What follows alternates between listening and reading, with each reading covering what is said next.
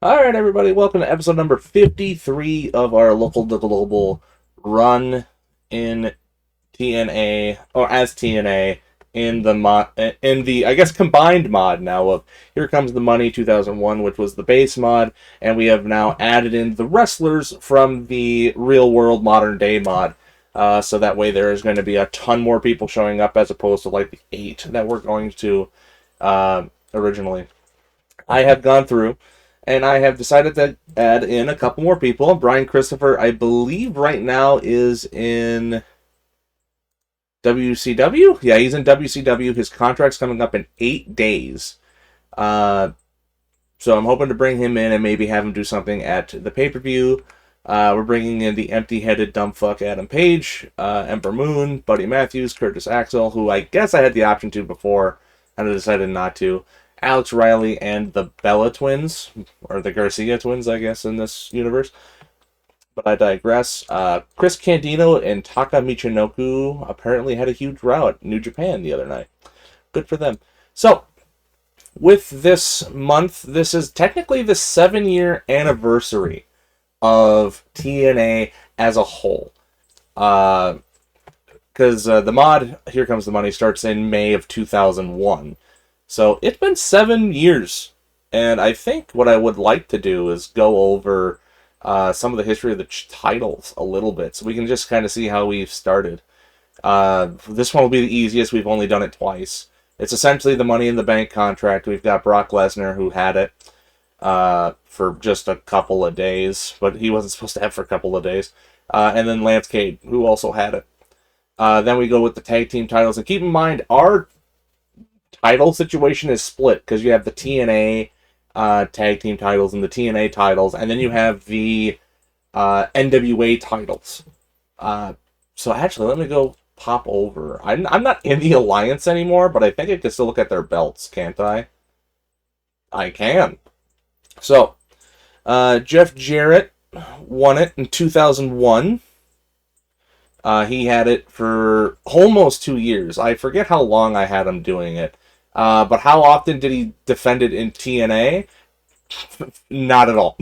he very Joey Abs is the okay. And then Tiger Mask 4 won it. Then Cena, then Daniels, then Ron Killings. Then I think I gave it back to Jarrett. Then I had Styles win it off of him there. Ron the Truth Killings won it, and then I think I gave it back to Jeff. For the tag team titles, we're down here. In May, we had Paul London and Jason Cross. God, why don't I call him Crossfire? I don't know why I never decided to do that. Then Simon Diamond, Jamie Dundee, Paul London, Jason Cross, Air Paris, AJ Styles, Paul London and Jason Cross again. And then I think at this point, I gave up on that because because then it was Steve Corino and Masato Tanaka, and God, those guys were expensive, so I couldn't really use any of them. And then of course we had Jazz, who had the belt for like 2 years because I just could not be bothered. They weren't giving me much ratings, so I couldn't really justify giving them TV time. Since it's been the TNA. We have Jason Cross and Paul London, who are technically, that's their 4th tag team championship reign in the company. Triple X, that's their 5th for Jason Cross, Paul London. And then we have America's Most Wanted, who's had the belt 4 times. The Naturals got in there, the Haas brothers got in there. Team Canada, the Vision, Team Canada again. AJ Styles and Maven, just a weird little pairing there. Pretty simple. Same kind of revolving door. We haven't had very many different people, although A&W's had the belts for January, February, March, April, and they're going into their 5th month. That is currently, I think, that's going to be tied for like one of the top 5 longest reigns. I think they beat out the Haas brothers, and now they're behind themselves, their 2nd reign with the belt, and Tom Cohen, Lance Cade. But the longest group was Jason Cross and Paul London, so we'll see how that goes for them. We did just recently bring this in, so its title history is pretty. Oh wait, no. Does that say when it was made? Oh no. So when did they win the belt? Oh, December. So it's been about 5 months anyway. So they will pass their second reign. So this will be the longest time they've held the belts. And if they win, they may pass Tomko and Lance Cade. We did just debut this belt, so its history is pretty simple. Just Nigel McGuinness and Jushin Thunder Liger. The world title has been a little different. Yeah, we eventually ended up giving it to John Cena. Because I think he was the NWA champion at the time, and then he lost it to somebody, and I could not be bothered. So then I ended up giving it to him. He lost it to Monty Brown, who had the belt for a year, before he lost it to Jeff Jarrett, who had the belt for, I guess, 10 months. Both of them had it for about 10 months. Styles then won it. I think he was a dual champ. He was the NWA title holder and the TNA World title holder. Then it was vacated. I don't actually remember why. That's been so long ago. Then Michael Shane won. Oh, that's right. It was because of a screwy finish, if I remember right. It was a screwy finish, and then they had to like redo the match, so it was technically vacant or something like that. And then Michael Shane won it for a month. CM Punk held the belt for about 5 months. Cena won the belt, held it for about 5 months. Punk won the belt back, held it for about 3 months. Am I looking at that right? Jarrett won the belt, held it for 2. Cena won it and then lost it to Lesnar on his like debut. Lesnar had it for 2 months. A lot of title changes. I'm looking at this now. They hold it for not very long at all. Punk held it for about 3 months. Cena held it for about 3 months. Styles held the belt for a month, and then he got hurt. So that's when we're getting into the modern time. Then Lesnar won it back, held it for 3 months, lost it. He didn't lose it. Steen pinned the challenger. Lesnar then went to go fight Steen. Cade then pinned Steen. And we'll see if Lesnar's able to get it back. This one's going to be the hellish one. Because this is the belt we've had since May. We do have the longest reign in TNA history with AJ Styles. That was an amazing run. Putting on phenomenal matches, no pun intended. And then we gave it to Samoa Joe, who proceeded to defend the belt once in 10 months. Not a good trade-off there. But then after that, everybody you see before here, Daniels, Punk, Styles, Skipper Joe, Bobby Roode, Sonny Siaki, those are all original TNA guys. You have the weird Paul London in there. And then Lance Cade shows up. Amazing Red gets a shot at the belt. Mainly because he and Styles and he and Rave had good matches.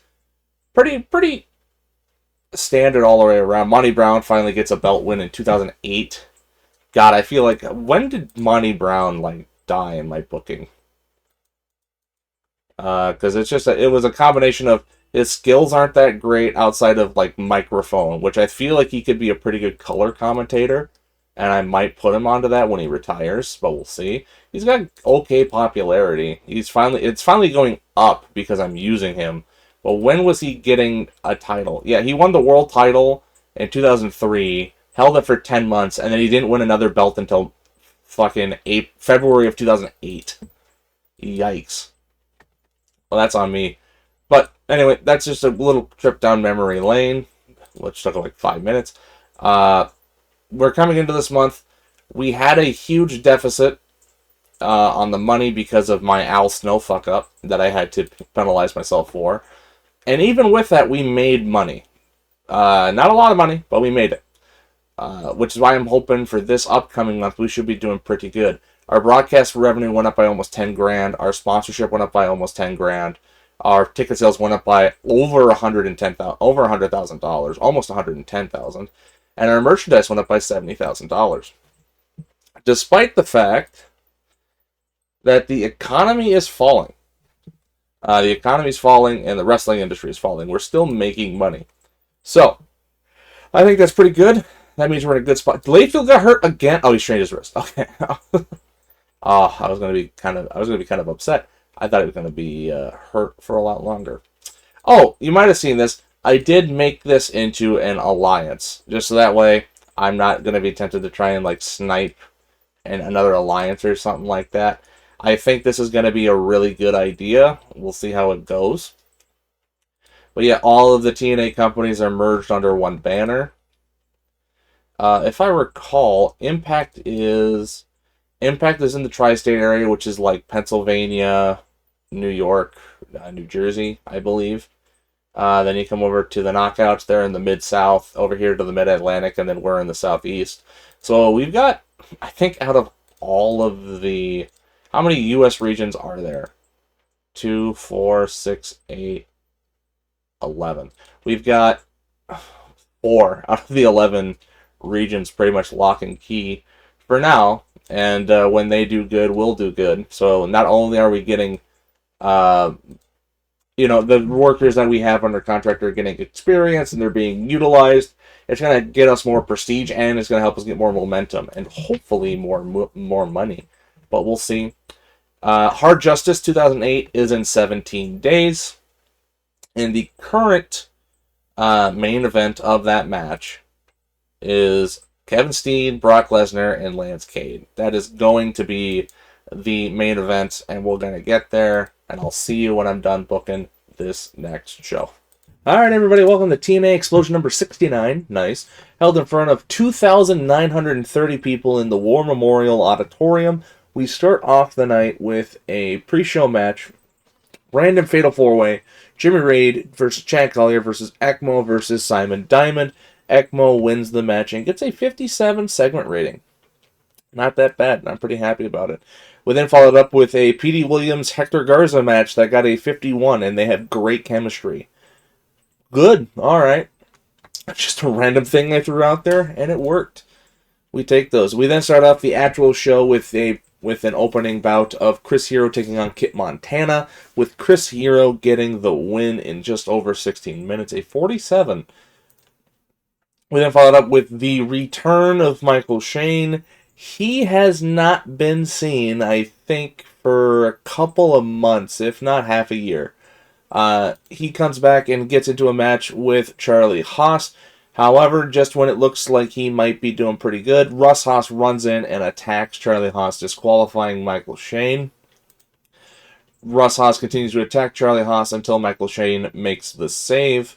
And that gets a 57. Not that bad of a segment. We then have Jushin Thunder Liger, Hayabusa, and Chavo Guerrero for the United States Championship. However, out comes Brock Lesnar, who attacks all 3 of them during the match because he's pissed about what happened at the pay-per-view. He wants his shot now. He doesn't want to have to keep waiting for pay-per-views. We debuted a new spot. That's pretty good. While he kicks the shit out of him, or he hits them all with F5s, and he goes to leave. Jarrett comes out and goes, "No, I'm not going to let you do that. You're going to take on all 3 of those guys in a 3-on-1 handicap match." That Brock Lesnar wins anyway. He goes out there and just demolishes all 3 of them. It takes 12.5 minutes, and they do get some offense in, but Brock Lesnar is just a monster of a man. He got a 66 segment rating out of that. We then follow that up with like a twin promo here. We got on one side of the arena Dwayne and Jerry Lynn, or Dwayne's trying to hype up Jerry Lynn for his match. Austin on the other side trying to hype up Matt Hardy. They go out there for their match and get a 60 despite a 78 wrestling rating. We end off the show with a 64. And we made $17,000. God, that merch is really carrying us, I will not lie. New England went up to 35, and Tri-State went up to 37, and we did get a bip in the Southeast, but not enough to get it over the hump. We gotta hope. I want it. I want that either before the pay-per-view or at the pay-per-view. I think that'll be great. Daniel McCabe. is a retired Canadian wrestler. Alright, anything interesting happening here? It does not look as though... Oh, re-signing Matt Sydal. Yeah, there was a list of people that I had to re-sign. Austin. Chavo Guerrero lacks charisma, in my opinion. He doesn't have much of a future. Thanks, Austin. Thank you for your opinion. We are sitting at about 52,500 just 1 week into May. So if that holds true, just on the weekly shows, we should be getting about $200,000, and we'll see how much that pay per view is gonna be. Speaking of, can we get new things? Are any of these different? What the hell is this? In demand. New deal? No. Okay. Still gotta wait till like November. God, when November comes around, we are gonna be like rolling in cash. Is there anything? Anything like exceptionally different? I don't think so. What are we broadcasting on? We're broadcasting on all of the Sinclair stuff, and I don't know. Oh, yep, and we do have this one here for Puerto Rico. Is this for Puerto Rico? Yeah, but we never gain anything for Puerto Rico. At least not that I see. But that's beside the point. Anyway, I think we're doing all right. Our merch is up to 24%, so we're about a quarter of the way there.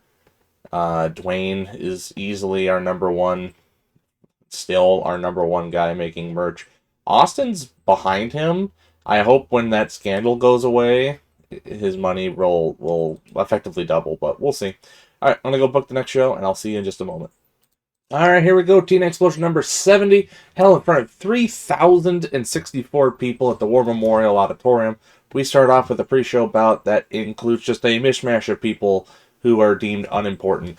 Eric Young, Hector Garza, L.A. Park, Petey Williams, Shelton Benjamin, and Jimmy Rave all have a match against one another, and the match comes to an end when Petey Williams hits Hector Garza with the Canadian Destroyer again. Second week in a row. We then follow that up with a gigantic tag team match. We have the Motor City Machine Guns and Team Canada with El Generico and Bobby Roode. The other two teams are Hayabusa and Chet. Oh, I just double booked Hayabusa. Don't mind that. Hayabusa and Chet Collier and Steve Corino and Christopher Nowinski. Brock Lesnar and Jim Cornette have a match hyping up the pay-per-view match in 3 days at Hard Justice. We then follow it up with Batista versus Vampiro. And Vampiro wins. Batista is the better of the two, surprisingly, at 61. We then follow that up with Kevin Steen and Scott D'Amore, also hyping up the match at the pay-per-view. Here's the match that Hayabusa was double booked for. He was head and shoulders above everybody. A 51, and Liger makes his fifth defense of the United States title. We then follow it up with Dwayne Johnson hyping up Lance Cade.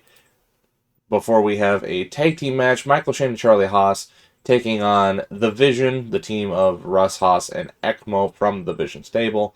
ECMO and Russ were the better of the two. A 63 rating. That match did a lot better than I thought it was. It's been the best match of the night so far. Michael Shane and Charlie Haas win it, and that's going to be your X Division match of the pay-per-view. We then followed up. The main event tonight was supposed to just be Al Snow and CM Punk. They come out there, they get ready to go. Brock Lesnar's music hits, and out he walks with Jim Cornette in tow, and this becomes quickly a triple threat match, which gets a 69. Oh God, Lesnar, no. Lesnar just blew out his eardrum, and Punk got a strained wrist. And we got a 69. Nice. I mean, that's nice, but not necessarily the blown eardrum. Hopefully he's able to wrestle on Sunday. If not, then oh boy. A 71. That's the best match we've had in a while. Oh, thank God he can work through it. He can work through it. Thank God. Punk will be able to work on Sunday, so that'll be fine. Financial report, we made $24,000. We actually made more money on a low... We used way more people on the pre-show and whatnot, but we made up for that in terms of getting more people into the building. Popularity, finally, got it. 59. We have risen up to medium. Oh, boy. Okay. Now it's a whole new ballgame. We have house shows. How in the hell are we going to operate this? The growth of TNA. Following the recent growth, that was a very dangerous time. For the next few months, they must walk the fine line between confidence and overconfidence as they look to capitalize on their current success without overreaching and damaging their own long-term prospects. Oh my god. Also, Dwayne got an offer from CZW, and he will not... Oh! He'll talk to us now.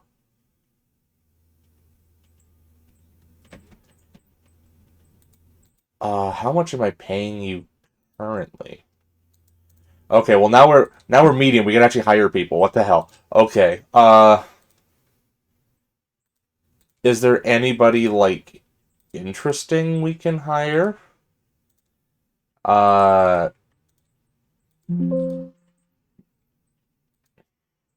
let's see. Anybody from the WWE? Oh, we can bring in the Buff. We can bring in Buff Bagwell. Okay. He's buff, and he's got the stuff, and I want him on my fucking roster. For 2 years. Will he take that? Let's go 8,000. Just okay. He wants more. 9,000. 10,000.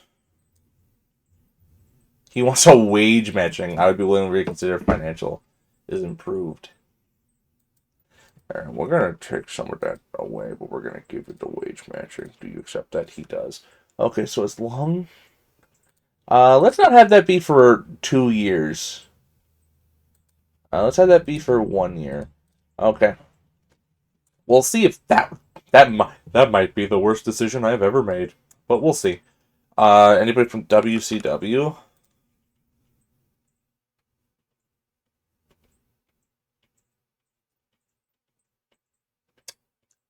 Hi, Sean.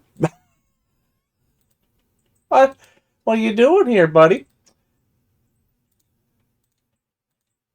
Oh, Brett. I'm sorry, Brett. I kind of have to. Uh, there's no way I'm actually going to be able to bring him in. He wants a wage matching.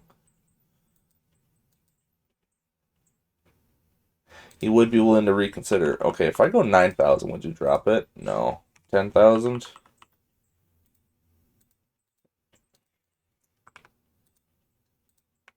Okay.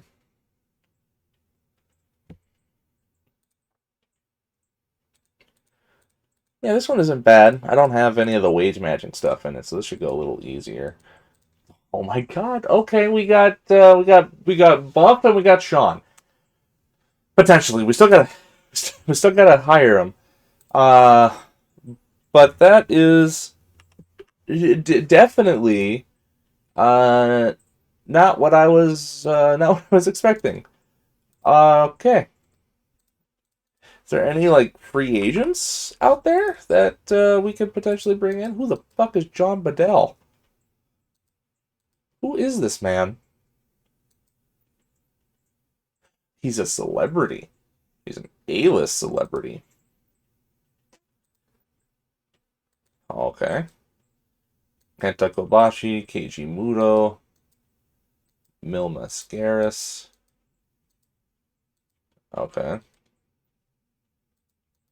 Anybody at a smaller rate than that? All right, well now I wasn't prepared for that door to open as fast as it did. This is the right China, right? Okay. Okay, I can't go crazy. I can't be bringing... Okay, well, you know what? I'm bringing her in because she'll sell a lot of fucking merch. That's what I'm bringing her in for. We'll go 6,500 for 2 years. Hopefully he'll take that. Nope. Okay, 75. She wants a creative control. You know what? You can have creative control. I'm fine with that. It's not like we're going to be using you very much. I'm hiring you specifically for the fact you'll sell me merch. Can we bring in Chono? We can fucking bring in Chono. Okay. Hey, Chono, how's your health doing? Your health is doing all right. How's your popularity? This is... I'm making several awful decisions here, but we're doing it. We're doing it, man. We're gonna try and make this shit happen. Let's go 6,500 for our mans. Oh, he took it. All right. Randy. Nope, that's not Randy. Randy doesn't want to come in. Scott Hall. Silver King? Why the hell is he up here? Oh, because Mexico. He's a big Mexico guy. Ultimo Guerrero. We could... God, if we ever run a show in Mexico, he'd be pretty damn good. He has a 79. I mean... Oh, he's not active in America. Okay. Do you wanna come work in America? Oh, yep. Yes, he does. All right. Well, we're bringing you in, so... That should cost more than like $90 a show, I would imagine. Yep, see? As simple as that. Kawada. Do any of these guys? Mil Mascaris, Masahiro Chono, Nash. We already had Nash, though. Kenta.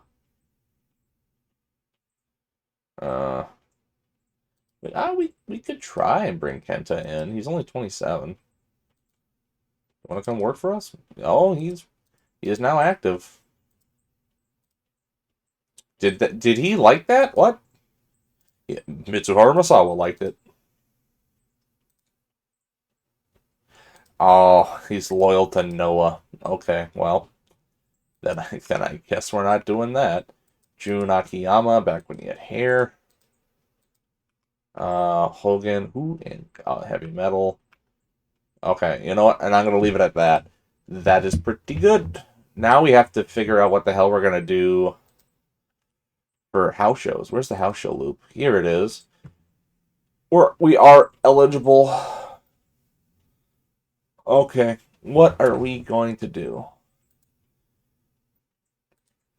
We're gonna wait until after the pay-per-view to do that. But this is good. I'm gonna go and get Dwayne under a long-term contract. Right now I'm currently paying him $21.70 a show, and I want per month. Like, I make more than that, but if I could pull this off. You don't work anywhere else, Rocky. I'll pay you $5,000. You'll take it, all right? If I get you under contract, he'll be under contract for 10 years. He'll never lose popularity. Track progress, yeah. He'll never lose popularity. I'll have that. That is...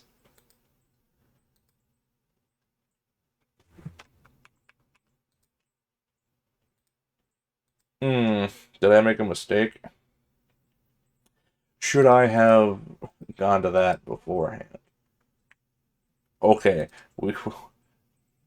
I think 50-50 is the split we have now, so that'll be fine. Let me actually go look.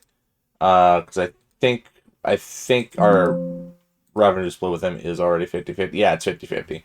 So that didn't change. Austin. Where is he? Did I already sign him to like a written thing? Yeah, he's exclusive written. So we signed him for 5 years. No, we signed him for 3 years. That's what we did. Okay. Stinger. We signed him for a year. Anybody else? No, I think that's pretty much it. Okay, that's good. Styles. How long do I still have him under contract? 4 years. That was a 5-year deal. Cena, I think, was the 10-year deal. No, that was... How long was that? That's 6? That might have been a 6-year deal. Which one of them? I signed one of them for 10 years. I guess I didn't. I guess it was all 15. Alright. Well, they're not coming up for another couple of years. So we're fine in that regard. But yeah, we're finally up there. Thank Christ. I wonder how that's gonna... We're very prestigious and we have a ton of momentum.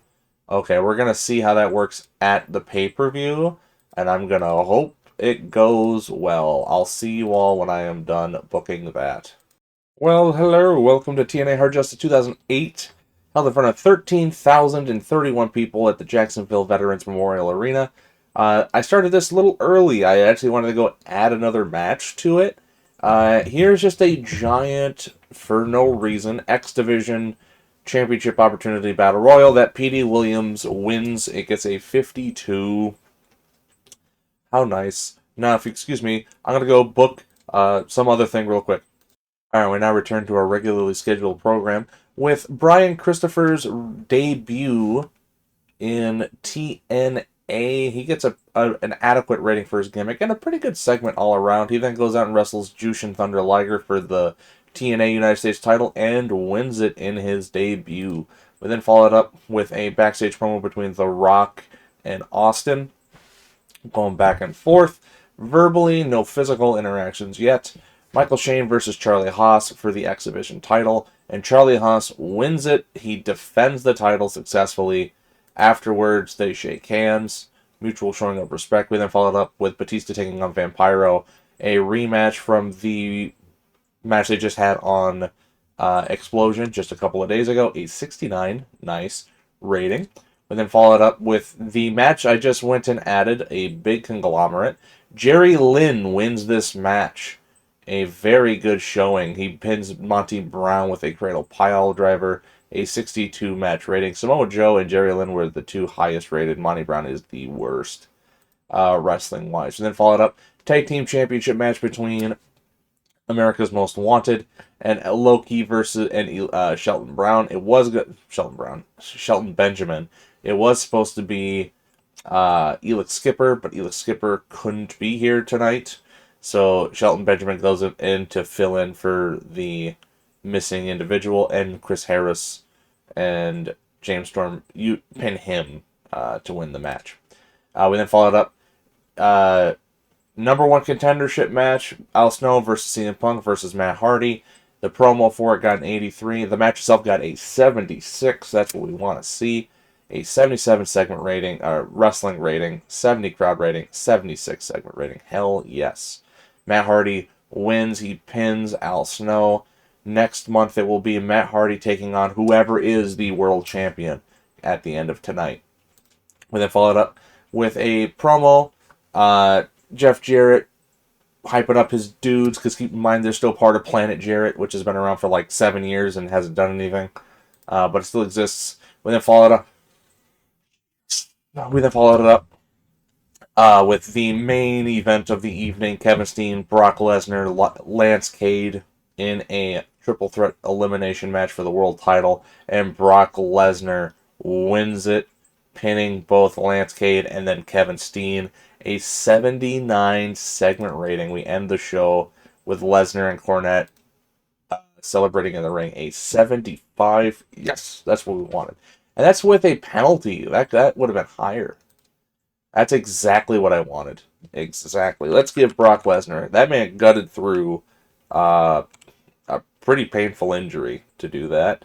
We'll give it to Punk, and then we'll give it to Matt Hardy. Very happy. Please, we made $209,000 off of that. That is what I want to see, and that is what I want to see even more. That is perfect. We went up to 60, finally, getting up there into 60s. Mid-Atlantic 44, New England 36, Northwest 36, Southwest 42, and Tri-State, a bunch of bips everywhere else. Australia and Europe all went up. So did England. So did Mexico, except for the northern parts.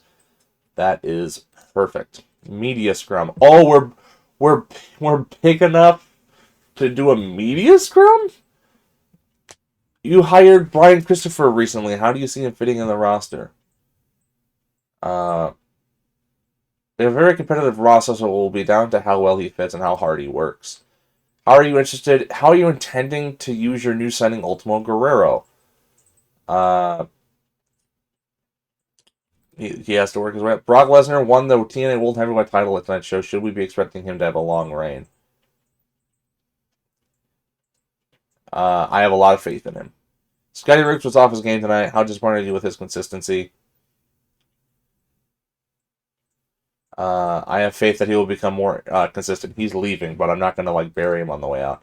Jushin Liger was off his game tonight. I've actually never done this, so this is new to me. I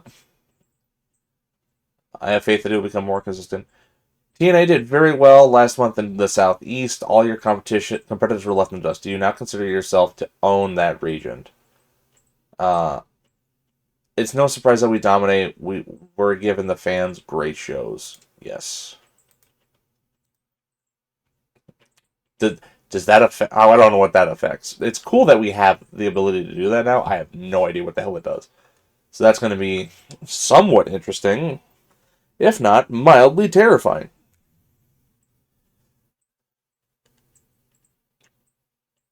Uh, Booking into Negro Navarro.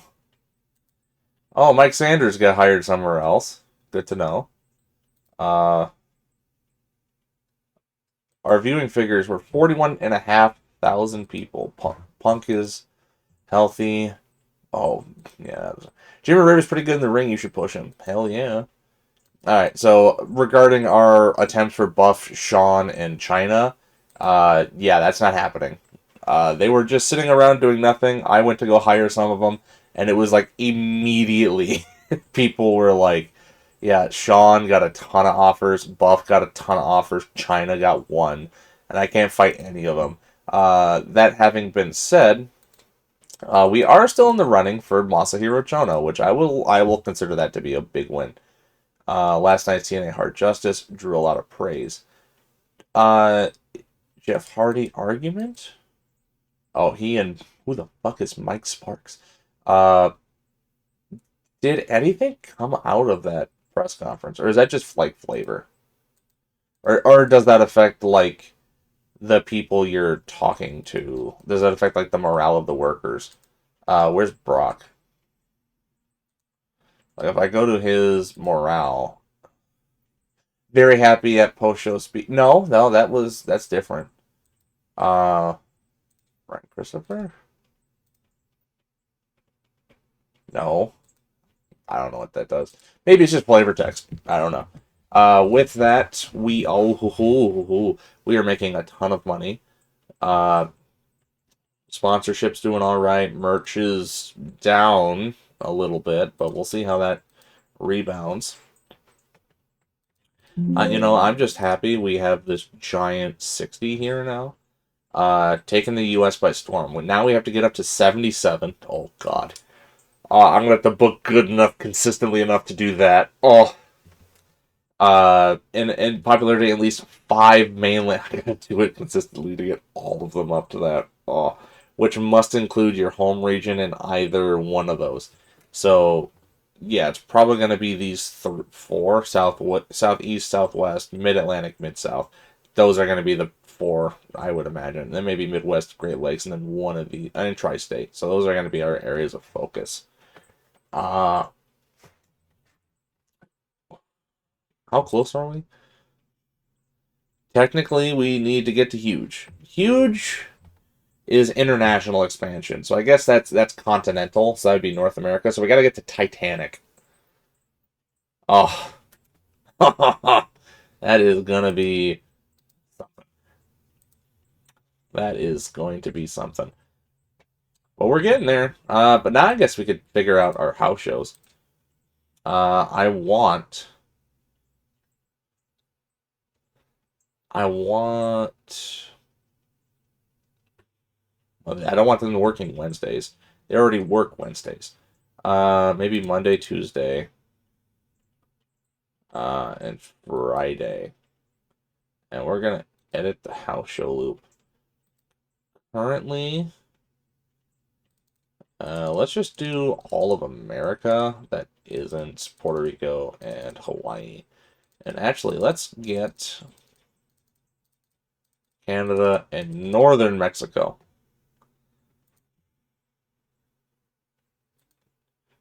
All right. There's our house show loop. Who the hell are we gonna put on it?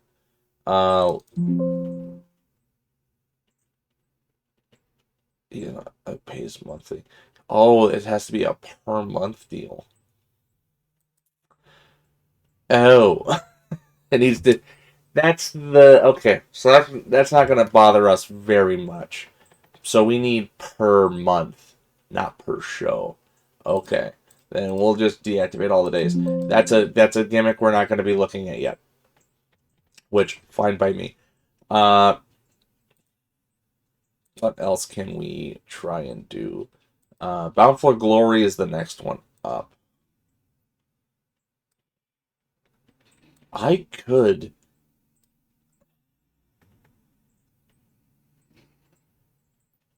He's still on the table. He's not being considered. He's going back to WWE unless we do something marvelously stupid.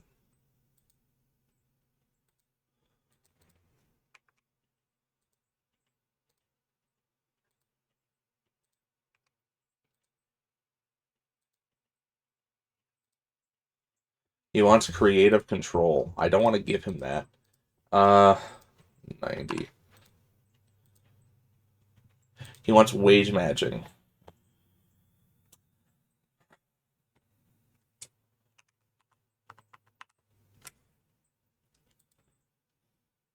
He still wants wage matching.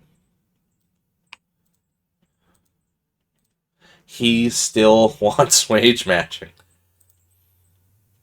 I'd accept these. This is a bad fucking. This is an awful idea. Uh, we can afford it for now. Uh, for now being like the big question mark on that. So yeah, that's we'll see how that goes. I'm gonna go ahead and book the next show. I'll be back in just a little bit. All right, welcome to TNA Explosion number 71, held in front of a sold-out War Memorial Auditorium. Here we begin with a pre-show 3v3v3. We have the odd team of Steve Corino, Sean Stasiak, and Simon Diamond taking on the Motor City Machine Guns and Hayabusa against Team Canada, actually being able to wrestle as they are. And it shouldn't surprise you that the actual stable here gets the pinfall victory. 57 segment rating. Not a very bad, not a bad way to start off the show. We then followed up with a Dwayne The Rock Johnson promo. He comes out somber. He's not wearing his Armani suits or anything, or his $500 t-shirt or whatever the fuck it was. He's like, I have tried to give you people, the best that Dwayne can give, and it hasn't been enough. So hereby, you want Dwayne gone, Dwayne will leave, and effectively he disbands the Vision, saying he's going away. The Vision is no more. We then follow that up with Brian Christopher defeating Jushin Thunder Liger in a United States title rematch from the pay-per-view, a 44, not a bad show. We then follow that up in the office of Jeff Jarrett. We have Brock Lesnar, Matt Hardy. They come into the office and they sign the World Heavyweight title contract in the office. Now, the reason why they don't come to blows here or do anything like that is because they actually have a match in the main event. It is a 3v3, and we'll get to that more when we get there, but that's why they don't lay a hand on each other. And then follow that up with another random match. Michael Shane defeating Jimmy Rave in 13.5 minutes at 54 segment rating. We then follow it up back in Jeff Jarrett's office. He and Austin having a beer. They can finally get rid of Dwayne. How nice. And Austin now assumes a sole kind of managerial, like general manager role over TNA, while Jeff Jarrett is still the owner. We then follow it up. Samoa Joe comes out. He's cutting a promo. He wants a fight match against Mitsuharu Misawa. He definitely is like, I want revenge. I want revenge against him. I want revenge against Sting. I want revenge against Takashi Iizuka. And while he's out there ranting, out comes the debuting Masahiro Chono. And they come out. Oh, hell yes. They come out there and have a killer 70 segment rating match where Masahiro Chono defeats Samoa Joe in a very short match. 76 in-ring rating. Hell yeah. We then followed up. Here's the big promo. Brock Lesnar's in the back. I guess technically we start with the faces. CM Punk and Matt Hardy. They're in the back. They're getting ready for a match. They seem to have had created a duo, kind of a united front in the face of Brock Lesnar and the Vision. But now the Vision's gone, and now it's like we just got to take care of Brock Lesnar. Got to take care of business.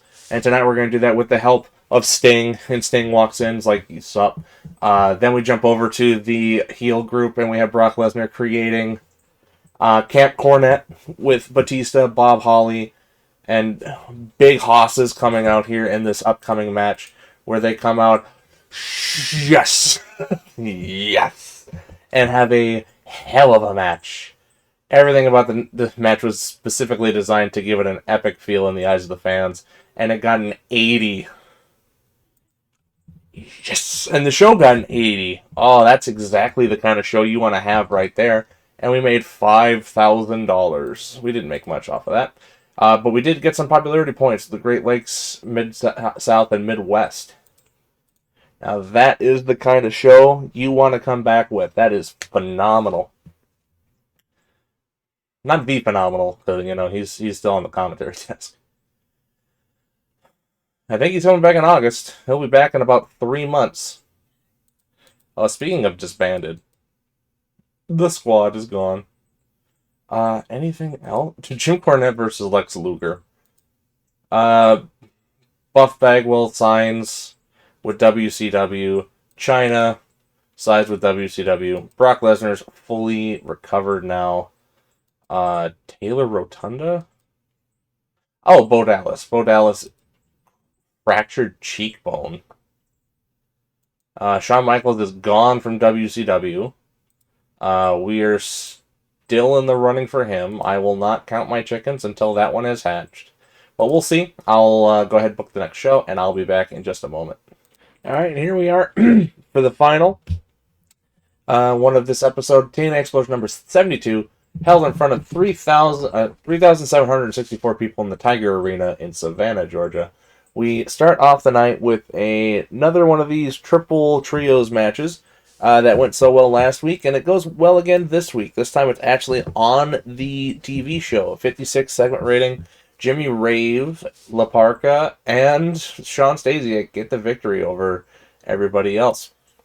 We follow that up with a promo between Michael Shane, Samoa Joe, and Masahiro Chono. Just not even necessarily there, but just being intimidating in the background.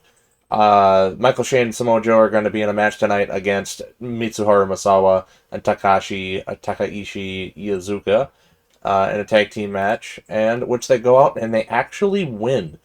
Michael Shane pins Mitsuharu Misawa off of a super kick, and they kind of steal a victory, a 68 segment rating.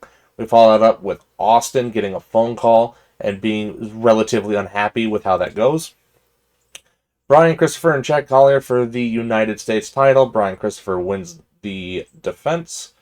52 segment rating, when they followed up with just a generic tag team champion promo with AMW. We then followed up with the main event of the evening, Bob Holly taking on Matt Hardy, a 74, pretty good. Matt Hardy wins, beating Bob Holly with a Twist of Fate and Swanton combo. Following the match, Brock Lesnar comes out and kicks the ever-loving shit out of Matt Hardy until the camera, and he goes to the hard camera, he poses with it, the crowd starts going crazy, because then he turns around and eats a super kick, and Shawn Michaels has officially debuted in TNA Wrestling. And that is how the show goes off the air as 75. Financial report, we made $13,000. Popularity, Southeast went up to 61, Southwest went up to 443. And that is where we're going to end off the month of May. If you notice, I did switch the day. It's now on a Thursday. I got tired of not having Jim Cornette available, considering he and Lesnar have good chemistry with each other in the roles that they have. So whenever I use them, they're going to get a bit of a bonus. It's not going to be much of a bonus, but it's enough that I moved it to a Thursday, and there's not much of a penalty for it, I don't think. As a matter of fact, 425,000 people watched it. Well, this week compared to 423,000 who watched it last week. Not bad at all. Kenny Omega got a cracked sternum, and Dirty Dongo got a broken toe. I wonder if those two are related, because it was at the same event. And Silas Young wants to come up, but we're not going to let him come up, considering we've got no room for him.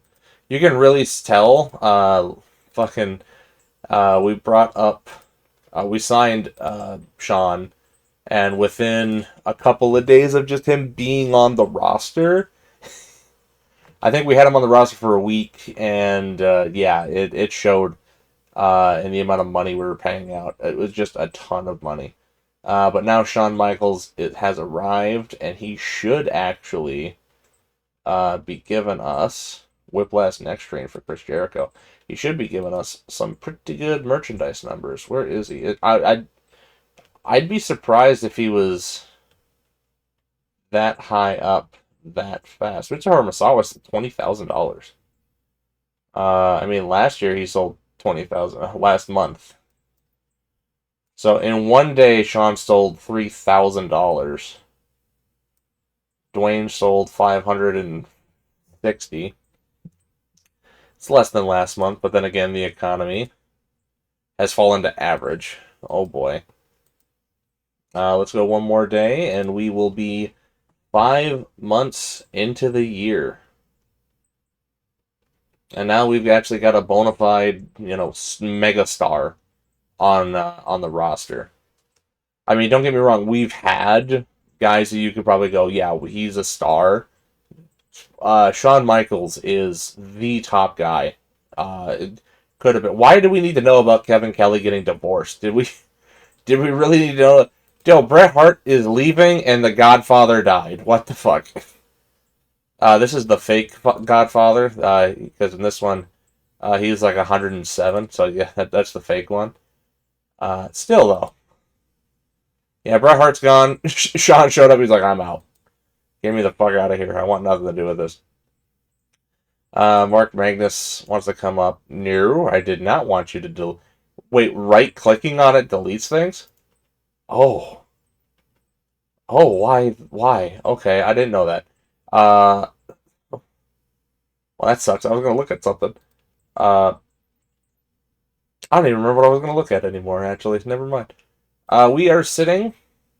We made $165,000. Oh, God. Well, keep in mind that, we had to pay $70,000 in taxes, so we actually made $235,000, which is going to be more than enough to pay for Shawn Michaels. Sponsorship money went through the roof. We got $20,000 more. What the hell happened? I genuinely don't know how that happened. We got $30,000 more in merchandise, which makes sense because we got way more people. Same thing with ticket sales, more people. Broadcast revenue went down. I don't know how that happened. Oh, actually, wait, we went up. Hold on. We went up. So do we actually get any new... what's the word? We get anything new here? Cable news network in demand. No, I don't think we got anything new. Well, that is unfortunate. Yeah, there is quite legitimately nothing we gained. Well, that is unfortunate. Nothing new from going up to medium. That sucks. We have Bound for Glory in 2 weeks. A very short turnaround. Let's look at how some of the other companies have done. Let's look at first Impact, our oldest developmental roster. They got up to 24. Been a very slow and steady thing ever since we bought them. But they are going up consistently. That's always good to see. This month, that cost us a lot of money, $36,000 in show costs, which admittedly is a problem. But I knew that was going to be a problem when we did it, so it doesn't really bother me that we're spending a lot of money. Those guys need time, and they need to be able to go out there and work. Same thing over here. This one is inexcusable. They spent $48,000. Why? Oh, I think I know why. They got Terry Funk and oh, hi Eli, just staring at me. Who do they got? Yeah, because a lot of these guys have pretty simple. Oh, Adam Cole, $2,300 a month. I have him for I think a 3-year deal. 2-year deal? 2-year deal is what I signed him to. Everybody else, Ludwig I got for a 2-year deal. Nash I'm paying $700 a show. Everybody else appears to be pretty fine. TJ Hunt. Why did I sign TJ Hunt? Oh, that's because he had good technical and good charisma. And they're working him. He's getting pretty good. Oh, is it this one? Hold on. I've been thinking about this because I saw him. I think it's actually on Impact. Because I have my Japanese wrestler stable with Masahiro Chono, Mitsuharu Misawa, Takeishi Iizuka, and I think I got Kensuke Sasaki, but he's hurt right now. And I was thinking about bringing up Kazuchika Okada because we have him under contract for about another year. But I'm wondering if it might be better to wait for a little bit and then try to renegotiate the deal before bringing him up. Because if I try to use him now, he's going to want more money, and that will be a problem. But you can see he has been gaining a ton of popularity over the last year.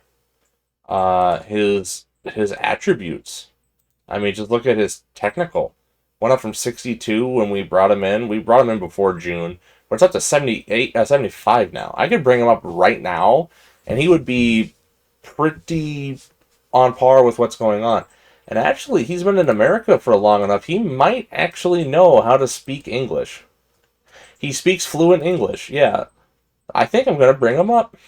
Come on, come on down. We have a new contestant and a potential future superstar if we use him correctly. Yeah, because TNA isn't exactly the best when it comes to New Japan talent. We're gonna go Air, I guess. He's the future of Japanese wrestling, and he's in America. Let's see, creative, franchise players. Does this surprise anybody? Shawn Michaels, Brock Lesnar, John Cena, Masahiro Chono, and Batista. But the Batista one surprises me. I would have expected CM Punk. Next big things, El Generico, Chris Hero, Eric Young. Eric Young is up here. Hot prospects, El Generico, Nick Jackson, Matt Jackson, Kota Ibushi, Eric Young. Man, the game really likes Eric Young.